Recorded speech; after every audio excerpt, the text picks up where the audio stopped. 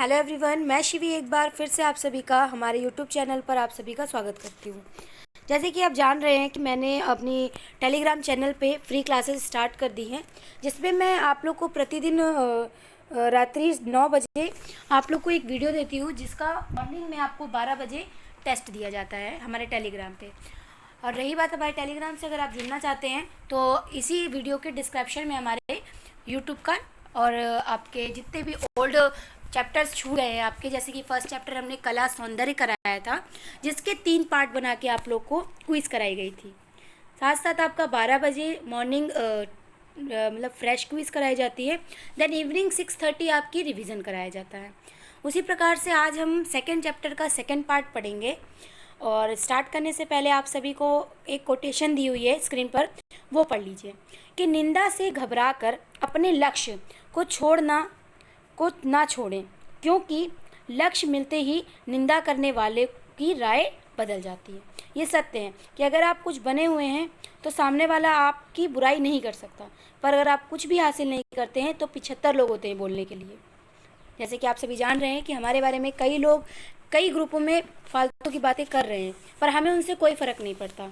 हमारा main motive है कि आपको अच्छे मैटर देना और स्टडी कराना, जो हम नित्य दिन कर रहे हैं। चलिए, अपनी वीडियो स्टार्ट करने से पहले आप लोग को मैं अपने टेलीग्राम के कुछ स्कोर बताना चाहूँगी, जिससे कि आपको पता चल सके कि हमारे ग्रुप में कैसा वर्किंग चल रहा है। ये हमारे ग्रुप का नाम है TGT PGT way of success. और साथ ही साथ जैसे कि आज स्क्रीन पे आप पिनेड मैसेज देख रहे हैं कि आज की वीडियो आप सभी को सुबह 10 बजे दे दी जाएगी। कुछ विशेष कार्य आने के कारण मैं वीडियो नहीं दे पाई थी आप लोग को कल। और रही बात, कल रविवार भी था।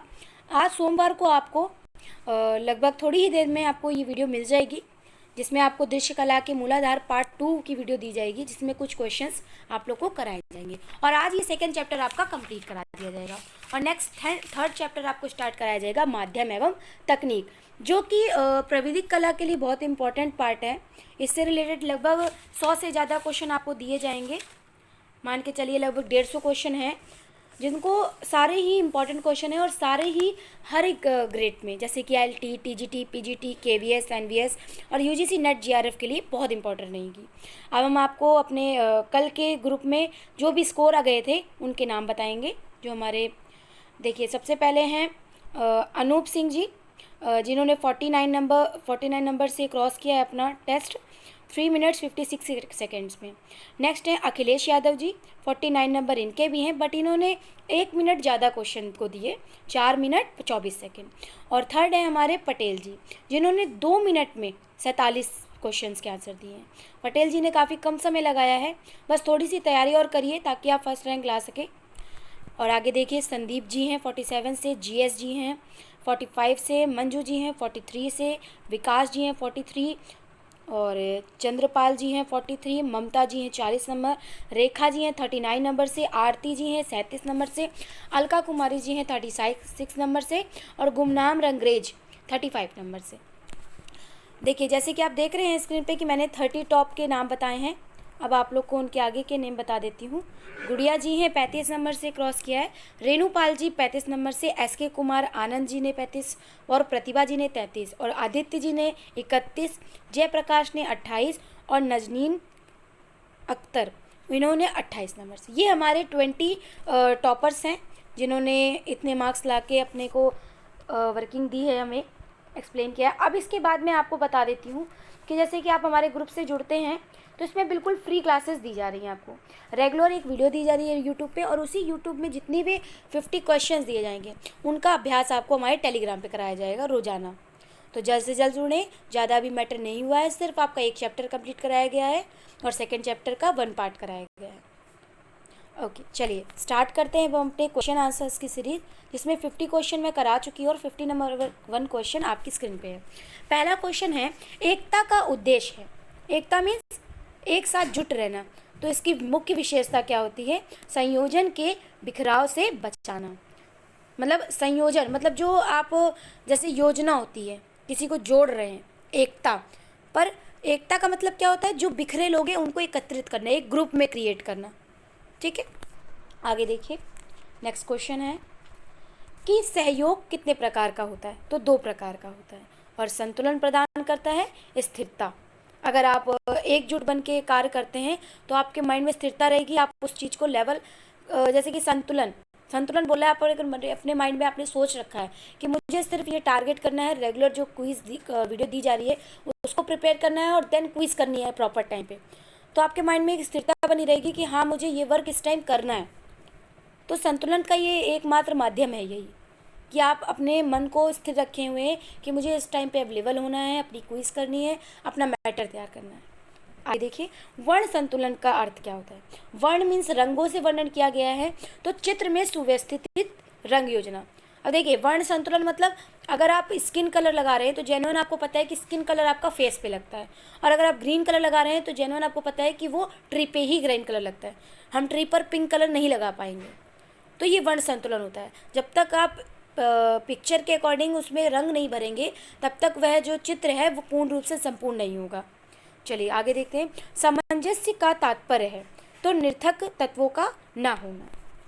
आगे देखिए, जो गतिरोध के प्रभाव को मधुर बनाती है, गतिरोध के प्रभाव को मधुर बनाती है तो वो विरोधी रेखाएं होती हैं।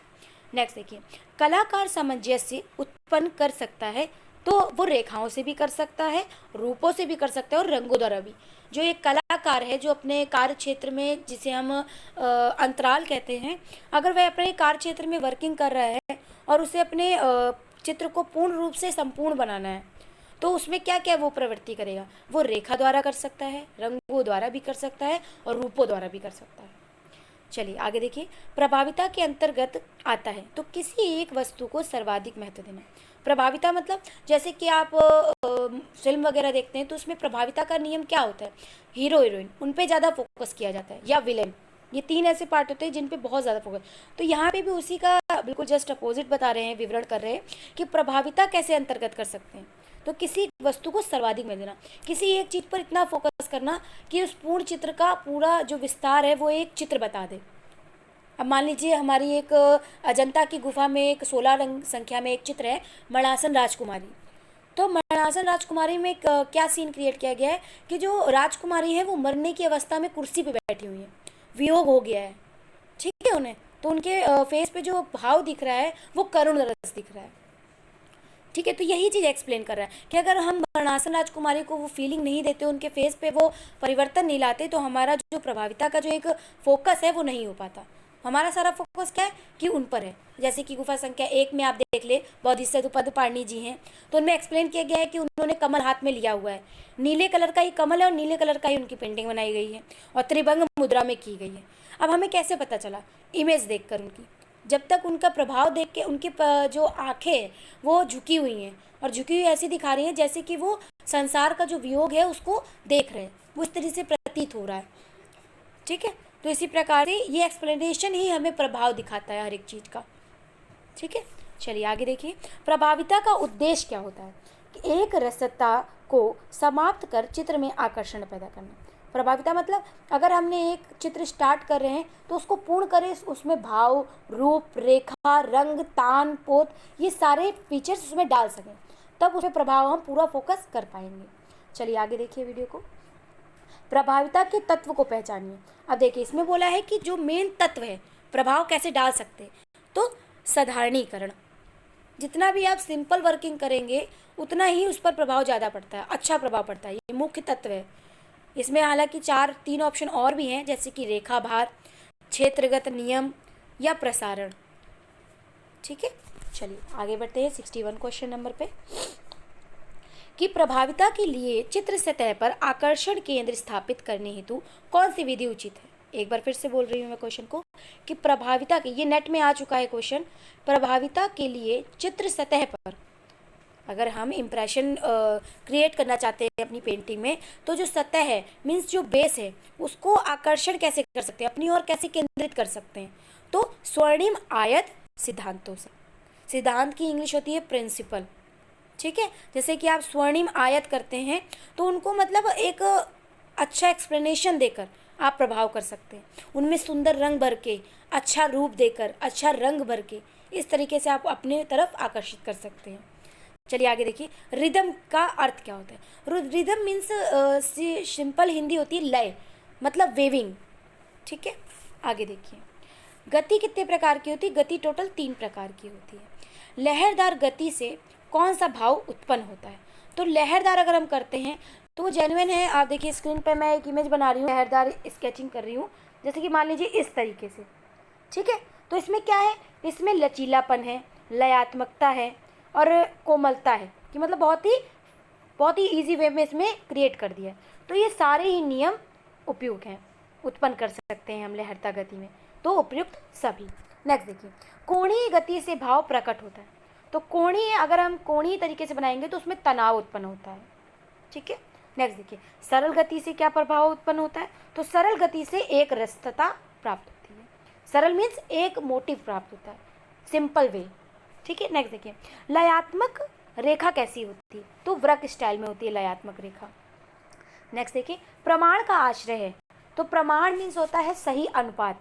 अगर इसको हम एक्सप्लेन करते हैं, जैसे कि हम मान लीजिए आपके कर्नाटक में जो श्रवणबेलगोला में जो मूर्ति है महाबलीपुरम की कायस्थगर मुद्रा में, तो वो जो उसकी जो लंबाई चौड़ाई, जो उसकी ऊंचाई गहराई जो भी है उसमें, तो उसको हम प्रमाण कहते हैं। जब तक हमें वो एक्सप्लेन नहीं होगा तब तक हम उसको सिद्ध नहीं कर सकते कि ये उनकी मूर्ति है। कई ऐसे गौतम बुद्ध जी की मूर्ति है जो अलग अलग तरीके से बनी है, जैसे कि हमारी मथुरा शैली में बनी हुई है, कंकाल तंत्र युक्त बनी हुई है मूर्ति, तो अलग अलग फीचर्स बने हुए हैं। तो उससे हम एक्सप्लेन कर सकते हैं कि इनका प्रमाण क्या होगा, किस प्रमाण से हम सिद्ध कर सकते हैं। तो सही अनुपात, जब तक हम उनको सही अनुपात में नहीं लगाएंगे, उनकी लंबाई चौड़ाई जितनी भी गहराई अगर कायदे से नहीं रखेंगे तो हम उसको प्रमाण सिद्ध नहीं कर सकते। चलिए आगे देखिए, माइकल एंजेलो ने मानव शरीर को कितने तालों में बांटा है? तो मानव शरीर, जैसे कि आप बात करते हैं कि अगर आप एक ताल की बात करते हैं तो जो एक ताल होता है वो एक सिर के बराबर होता है। और अगर हम एक सिर की बात करते हैं तो एक सिर कितने बराबर होता है उंगलियों के? 12 उंगलियों के बराबर। जब हम पोर्ट्रेट बनाते हैं या हम मूर्ति कला करते हैं, तो जब हम मूर्ति का फेस बनाते हैं तो हम 12 उंगलियों को अटैच करके उस मूर्ति के फेस का निर्माण करते हैं। तो यहाँ पे यही एक्सप्लेन किया गया है कि माइकल एंजेलो ने, आम भाषा में अगर नॉर्मल पूछा जाए कि एक ताल में कितनी सिर ज्वाइन कर सकते हैं, तो एक सिर को। और अगर एक सिर के बारे में पूछा जाए तो 12 उंगलियों को अटैच करके। पर यहाँ पे प्रसिद्ध कलाकार माइकल एंजेलो के बारे में बोला गया कि उन्होंने मानव शरीर को कितने तालों में बांटा है? तो उन्होंने 8 तालों में बांटा है। उनकी स्केचिंग देखिए, उसमें उन्होंने 8 तालों में जो मानव शरीर है कंप्लीट पूरा स्ट्रक्चर वो 8 तालों में कंप्लीट किया गया है, ठीक है। 8 ताल मीन्स एक ताल एक सिर के बराबर, मतलब 8 सिर के बराबर, ठीक है। चलिए आगे देखिए, चित्र में निकट की वस्तुओं को बड़ा एवं दूर की वस्तुओं को छोटा दिखाने के लिए कौन सा सिद्धांत यूज करते हैं? तो परिप्रेक्ष्य का, ठीक है। जब तक हम उसमें परिप्रेक्ष्य, जैसे मैं मान लूँ कि अगर हम वेस्टर्न पार्ट में आते हैं तो परिप्रेक्ष्य के जो आविष्कारक थे वो पाउलो चेलो थे। पर जो एनटीए ने लास्ट 2020 में आपका राइट आंसर किया था जियोतो। तो ये याद रखिएगा कि एनटीए अपने हिसाब से करता है, बट हाँ ये नहीं है कि सभी क्वेश्चंस में, कुछ क्वेश्चंस ऐसे होते हैं जो स्टार वाले होते हैं, ड्रॉप कर दिया जाता है, जिनके मार्क्स हर एक विद्यार्थी को प्राप्त कराए जाते हैं। पर कुछ ऐसे जैसे परिप्रेक्ष्य है, तो इनका अगर रियल फैक्टर पूछा जाए तो परिप्रेक्ष्य के आविष्कारक पाउलो चेलो ही माने जाएंगे, ठीक है। पर यहाँ पे बोला गया है कि जैसे कि आप मान लीजिए जैसे कि आप पहाड़ देख रहे हैं, स्क्रीन पे आपके पहाड़ बना हुआ है पेंटिंग में और गुफा बनी हुई है, तो क्या करेंगे, गुफा को नज़दीक दिखा देते हैं और पहाड़ को बहुत दूर से दिखा देते हैं। तो उसमें क्या दिखा देते हैं? परिप्रेक्ष्यता दिखा देते हैं। दूरी और पास का जो अनुपात दिखाया जाता है उसे परिप्रेक्ष्य कहा जाता है चित्र में। चलिए आगे देखिए, क्षितिज रेखा पर अधिकतम बिंदु हो सकते हैं, तो 2 बिंदु। और जो क्षितिज रेखा का अगर मैं मीनिंग बताऊं तो आसमान और पृथ्वी को मिलाकर जो मिडिल रेखा बनती है उसे क्षितिज रेखा कहते हैं। ये नेट में परिभाषा आ चुकी है। चलिए आगे बढ़ते हैं, 71 क्वेश्चन हो गए हैं। नेक्स्ट क्वेश्चन देखिए, परिप्रेक्ष्य कितने प्रकार का होता है? तो 2 प्रकार के होते हैं। नेक्स्ट देखिए, समांतर परिप्रेक्ष्य में क्षैतिज रेखा के बीच भाग में जाकर मिल जाती, तो उसे हम कहते हैं एक अदृष्टि बिंदु पर, ठीक है। नेक्स्ट देखिए, यदि दर्शक की दृष्टि एक में से ऊपर है और उसे मेज की 2 साइडें दिख रही हैं, इस स्थिति में कितने अदृश्य बिंदु होंगे? तो टोटल आपके 2 अदृश्य बिंदु होंगे, ठीक है, एक बैक साइड और एक फ्रंट साइड। नेक्स्ट देखिए, जिस स्थान पर खड़े होकर कलाकार दृश्य को देखता है वह क्या कहलाता है? तो स्थिर बिंदु। मतलब जो मेन पॉइंट होता है वहाँ पे अगर खड़े होकर बंदा अपनी पेंटिंग को एक्सप्लेनर कर रहा है तो उसे स्थिर बिंदु कहते हैं। नेक्स्ट देखिए, स्थिर बिंदु को दृष्टि बिंदु से मिलाने वाली रेखा को क्या कहते हैं? तो दृष्टि पथ कहते हैं। पथ मीन्स रास्ता। अगला देखिए, क्षैतिज रेखा के वे बिंदु जहाँ आकृतियों की दोनों या तीनों ओर की सीमा रेखाएं आकार मिलती हैं तो ये क्या कहलाती हैं? तो अदृश्य बिंदु। नेक्स्ट देखिए, पुस्तक, चौकोर, डिब्बा, ईंट आदि किसके अंतर्गत आते हैं? जैसे कि आपने ये क्वेश्चन मैंने पार्ट 1 में भी दिया था, तो मे बी बाय मिस्टेक में से गलत हो गए थे ऑप्शंस। तो इसका जो एक्सप्लेनेशन है इसमें ये सिर्फ पूछा गया है कि जैसे कि इसमें पहले बता रहे, मैं देखिए ड्रॉ कर रही हूँ इमेज। जैसे कि पुस्तक वो क्या होता है? वो चौकोर आकार का होता है, घना आकार का होता है। आपका चौकोर डब्बा भी आपका आयताकार का होता है। साथ ईंट भी आपका आता है। तो ये जो है ये सारे घनाकार के हैं। और उसमें एक ऑप्शन दिया था अमरूद, पर अमरूद क्या होता है? गोलाकार होता है। तो गोलाकार गलत था, वहाँ पे राइट आंसर गोलाकार था और बाकी सब सही थे। ठीक है, और यहाँ पे एक्सप्लेन भी कर दिया है कि घनाकार आकृति में प्राप्त होते हैं ईंट, चौकोर, डिब्बा और पुस्तक। आगे देखिए, दर्शक को घन के कितने तल दिखाई देते हैं? तो टोटल 3 तल दिखाई देते हैं। ठीक है, आगे बढ़ते हैं इसी को लेकर। चलिए, नेक्स्ट है द्विआयामी अनुअंकन के संदर्भ में कौन सी बात सही है? तो रूप व वर्ण का सरलीकरण। अगर हम द्विआयामी वर्किंग करते हैं तो उसमें क्या होता है? रूप अच्छा होना चाहिए और रंग अच्छे होने चाहिए। जब तक आपका रूप अच्छा नहीं है, रंग अच्छे नहीं है, तो आपका चित्र पूर्ण नहीं हो सकता। आगे देखते हैं। नेक्स्ट है कि द्विआयामी अनुकरण के लिए किस बात से बचना चाहिए? तो स्वाभाविक छाया प्रकाश से। छाया प्रकाश की जो उत्पत्ति की थी वो लियोनार्डो दा विंची ने की थी, जिसे इंग्लिश में क्यूरसक्यूरी कहा जाता है। ठीक है, नेक्स्ट देखिए, अनुअंकन का प्रमुख गुण है तो द्विआयामी। जैसे कि आप अभी 3 क्वेश्चन में लगातार पढ़ते आ रहे हैं कि अनुअंकन क्या होता है? तो द्विआयामी रूप। अंकन का प्रमुख गुण कौन सा है? तो वस्तु के अनुरूप चित्रण करना। ठीक है, एक सेम एज इट इज अंकन करना। नेक्स्ट देखिए, अनुअंकन में परिप्रेक्ष्य के नियमों का पालन किया जाता है या नहीं? तो नहीं किया जाता है परिप्रेक्ष्य का। ठीक है, अनुअंकन में एज इट इज उतारा जाता है द्विआयामी। ये हमारे 84 क्वेश्चन हो गए और आज हमारा ये पार्ट 2 दृश्य कला का मूलाधार चैप्टर फिनिश हो गया है। अब आगे चैप्टर आपको माध्यम व तकनीक का कराया जाएगा। और आप लोग को छोटी सी सूचना दे देती हूँ कि अगर किसी भी बच्चे को, जैसे कि ये हमारी फ्री क्विज चला जा रही है इसमें, और अगर जिसको लाइव क्लास से जुड़ना है तो वो जुड़ सकता है। हमारी 3 तारीख से, मतलब आज से हमारी नया बैच शुरू हो रहा है, जिसमें फर्स्ट चैप्टर आपको प्रागैतिहासिक कराया जाएगा। 1 डे की डेमो क्लासेस फ्री रहेंगी आप लोग के लिए। जो ज्वाइन करना चाहे मैं आप लोग को डिस्क्रिप्शन में नंबर दे दूँगी, साथ साथ मेन जो इसमें हेडलाइंस दूँगी उनमें भी नंबर आपको मिल जाएगा, और स्क्रीन पे भी नंबर मैं शेयर कर देती हूँ। नंबर है 7233009691। आप कांटेक्ट करिए और आज हमारी क्लास शाम 4 से 6 लगेगी। Okay, thank you. और वीडियो को लाइक करिए, सब्सक्राइब करिए, कमेंट करिए और अपने फ्रेंड्स को शेयर करिए।